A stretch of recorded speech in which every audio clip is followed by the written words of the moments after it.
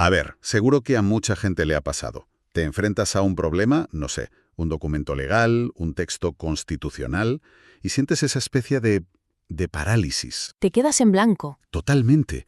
Tienes toda la información delante, pero es que no sabes ni por dónde empezar.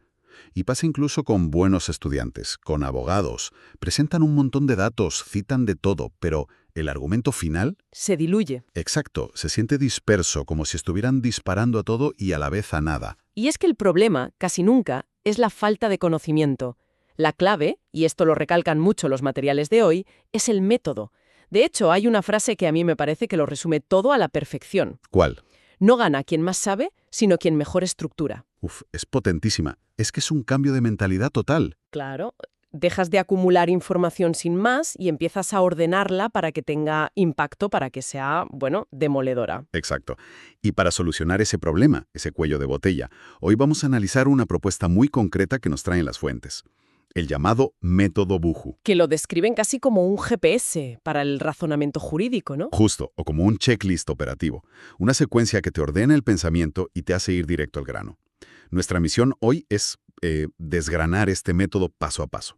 Ver cómo algo que puede ser tan intimidante como un texto constitucional se convierte en una herramienta, pues eso, operativa. La idea general del método es muy intuitiva, la verdad. Se trata de leer el caso de afuera hacia adentro y cerrar con una solución. De afuera hacia adentro. ¿Qué significa eso? Pues que empezamos por lo más concreto, lo más tangible, y poco a poco vamos subiendo hacia los grandes principios constitucionales. Y después volvemos a bajar con una solución práctica. Vale, ya lo pillo. Para eso nos propone una secuencia de 5 pasos. 5 que si se completan, el análisis es robusto. Son: norma aplicable, principio implicado, derecho afectado, estándar de juicio y, por último, remedio constitucional. Vale, pues vamos a desgranar esto. El primer paso, la norma aplicable, me parece un punto de partida muy potente, porque nos obliga a empezar con los pies en la tierra. No empezamos con filosofía abstracta, sino con derecho positivo. Exacto. La pregunta guía sería, ¿qué regla concreta se está aplicando o se está dejando de aplicar? Pero, a ver, ¿por qué es tan crucial empezar justo por ahí? Es una pregunta excelente, porque va al corazón del método. Empezamos por la norma, porque un caso constitucional nunca surge de la nada. Nace siempre de un acto de poder concreto. Y lo que se busca es, precisamente, identificar ese acto. O sea, la acción específica que causa el problema. Justo. Puede ser una ley del Parlamento, un real decreto del Gobierno, un acto administrativo de un funcionario o incluso una sentencia de un juez. Es el anclaje con la realidad jurídica. Sin ese anclaje, todo lo que venga después es una discusión académica. Humo. Claro, es como el punto de usted está aquí, en un mapa. Si no sabes dónde estás, no puedes trazar ninguna ruta. Precisamente. Y hay que ser muy específico, ¿eh? No vale con decir la política del gobierno. Tienes que señalar el artículo de la ley, la disposición del decreto, identificar quién expidió esa norma y, muy importante, si tenía competencia para hacerlo. Entiendo. De hecho, el material es muy claro, da un consejo casi de examen. Si no se identifica esta norma concreta, el juez o el corrector va a asumir que no se ha entendido la base del caso. Es el primer filtro, entonces. El primerísimo. Un error muy típico es empezar a hablar de grandes injusticias sin señalar el acto jurídico que las provoca. Vale, lo tenemos. Ya tenemos ese anclaje, nuestro punto en el mapa. Ahora, el segundo paso nos invita a subir de nivel. Pasamos, como decías, de la legalidad pura y dura a la constitucionalidad. El paso 2. Principio implicado. Y la pregunta clave aquí es, ¿qué principio constitucional se activa o entra en tensión con esa norma que ya hemos identificado? Exacto. Aquí ya buscamos lo que la teoría llama un mandato de optimización. O sea, ese gran valor o directriz de la Constitución que está en juego. Por ejemplo. Pues los ejemplos típicos en nuestro sistema son la dignidad humana, el principio de igualdad, la proporcionalidad, la seguridad jurídica, la tutela judicial efectiva. El objetivo no es soltar una lista de principios para decorar el argumento, sino identificar cuál o cuáles son los que de verdad están en tensión en ese caso concreto. Pero espera, aquí veo un peligro. Principios como dignidad o igualdad son enormes, casi filosóficos. ¿No corremos el riesgo de que el argumento se vuelva vago o retórico, justo lo que queríamos evitar? Absolutamente. Y ese es el kit de la cuestión. Por eso el material nos advierte de lo que llama un error fatal. ¿Y cuál es? Tratar un principio como si fuera una regla. Ah, vale. ¿Cuál es la diferencia? Las reglas son binarias. O se aplican o no se aplican. Prohibido pasar a más de 120 es una regla. O la cumples o no. Punto. Pero los principios no funcionan así. La igualdad, por ejemplo, no significa que todo el mundo deba ser tratado exactamente igual en todo momento. Claro. Significa que las diferencias de trato tienen que estar justificadas. Los principios se sopesan, se ponderan. Entender que el derecho constitucional se mueve en esa zona de grises, de equilibrio, es fundamental. O sea que si tratas un principio como una regla absoluta... Llegas a conclusiones rígidas y a menudo injustas, porque ignoras que otros principios también pueden estar en juego en el otro lado de la balanza. Entendido. Tenemos la norma concreta y el principio abstracto que choca con ella.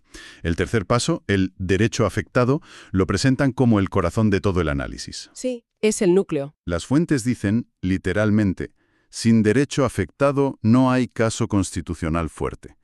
La pregunta es directa.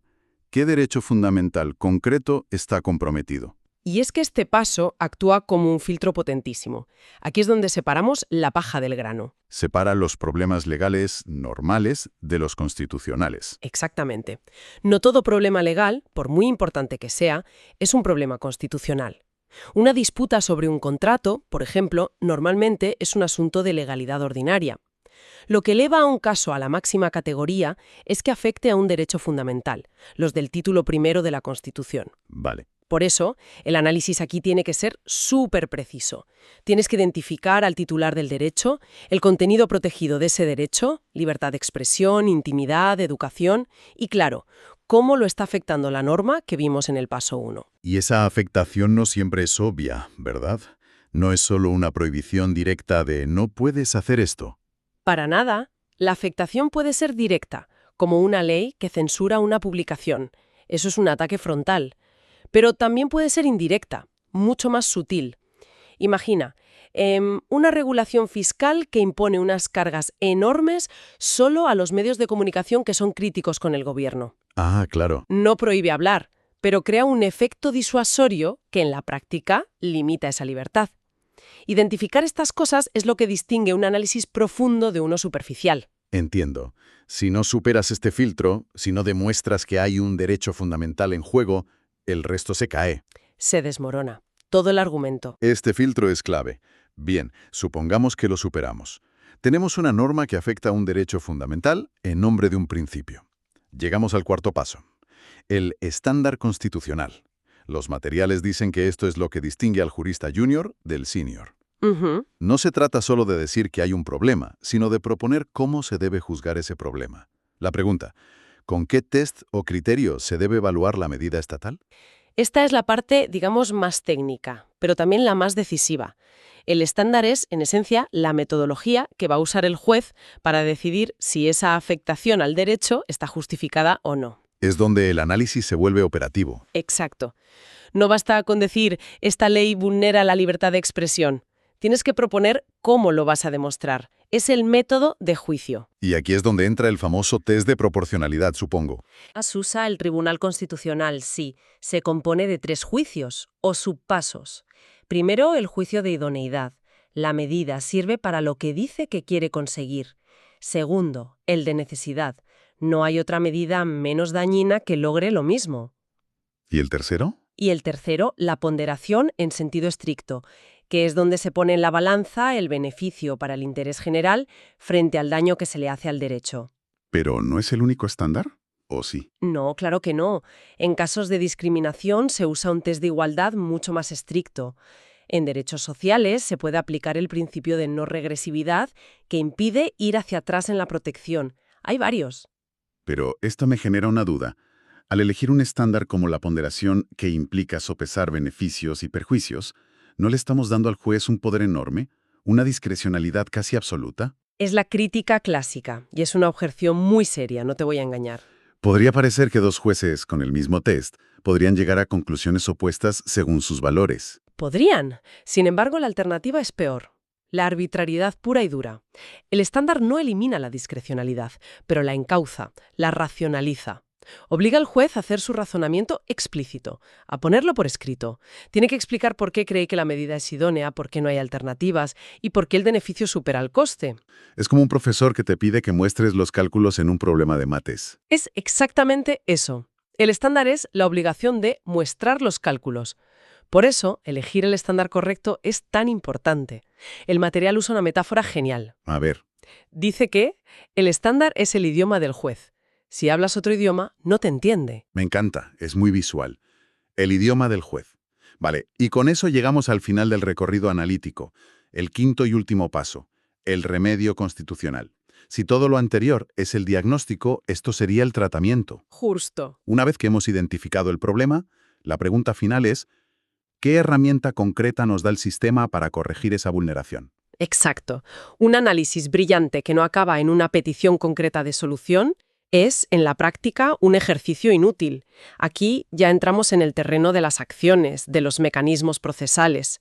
Y elegir el remedio adecuado es crucial. No todos sirven para todo. Claro. Si el problema es una ley que creemos que es inconstitucional en su conjunto, de forma abstracta, el mecanismo sería el recurso de inconstitucionalidad. Pero solo lo pueden presentar ciertos actores. El presidente del gobierno, 50 diputados. Esos. Pero, ¿y si soy un ciudadano de a pie al que un acto concreto le está vulnerando un derecho, ahora mismo? Buena pregunta. Pues en ese caso, la herramienta idónea, una vez agotada la vía judicial ordinaria, sería el recurso de amparo ante el Tribunal Constitucional. Busca una protección concreta e inmediata para tu caso. Hay otras opciones, ¿no? La cuestión de inconstitucionalidad. Sí, que la plantea un juez cuando duda de una ley que tiene que aplicar.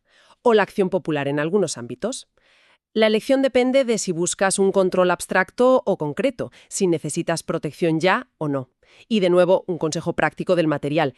Elegir mal el remedio puede hacer que pierdas un caso, aunque los 4 pasos anteriores estén impecables. Es el remate final. Fallar ahí es como hacer todo bien en un partido y fallar el penalti decisivo. Tal cual. El método es increíblemente lógico. Para que quede aún más claro, el material propone un ejemplo express.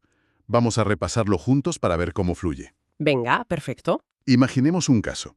Un acto administrativo que le niega a una persona el acceso a un tratamiento médico esencial que en principio está cubierto por la sanidad pública. Vale, apliquemos el método. Paso 1. Norma aplicable. El acto administrativo particular. La resolución firmada por un funcionario que niega el tratamiento. Perfecto. ¿Es concreto, tangible?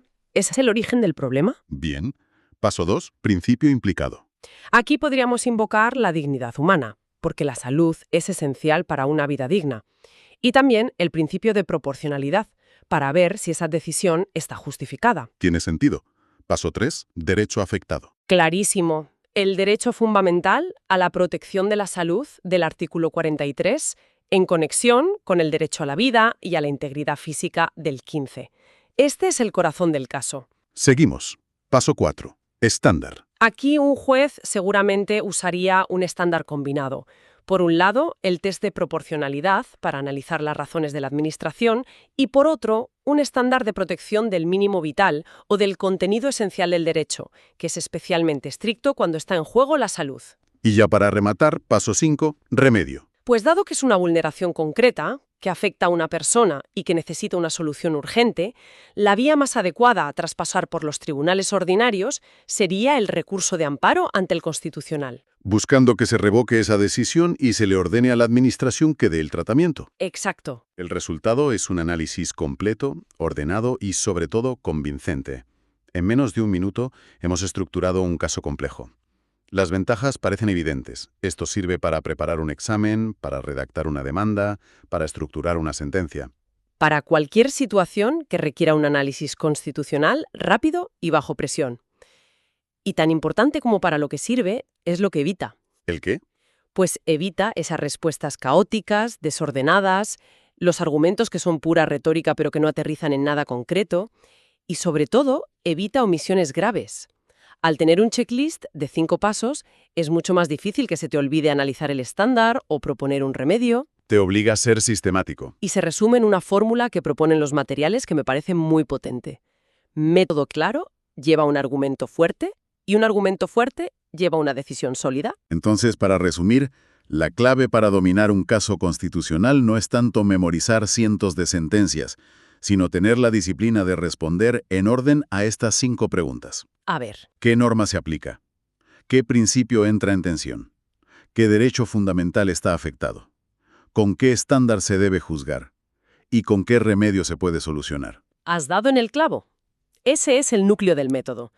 Convierte la Constitución, que a veces parece un documento lejano, abstracto, en lo que realmente es, una caja de herramientas increíblemente potente para resolver problemas reales y proteger a los ciudadanos del poder. El análisis de hoy se ha centrado en el derecho, claro está. Pero la estructura de este método es que es muy potente. Y te deja pensando, ¿no? ¿En qué sentido? Pues que otros problemas complejos, ya fuera del ámbito legal, podrían abordarse con mucha más claridad si aplicáramos sistemáticamente algo así.